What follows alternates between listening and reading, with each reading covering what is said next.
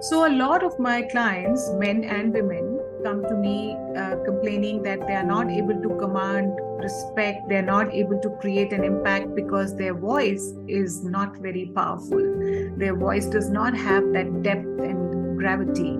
So, here I am going to tell you one technique how to bring in more depth and more power to your voice. So, I want you to just take a deep breath. And when you release through your mouth with the sound. All the way down. So you inhale, take a deep breath in through your nose and exhale through your mouth, taking the sound. Let's do it again.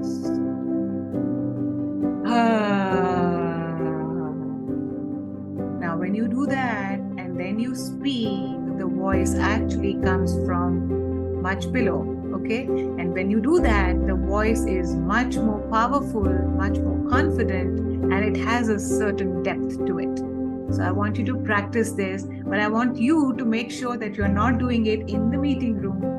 You do it before entering the meeting room. Probably practice every single day and make sure that you're doing it regularly to have that really powerful voice.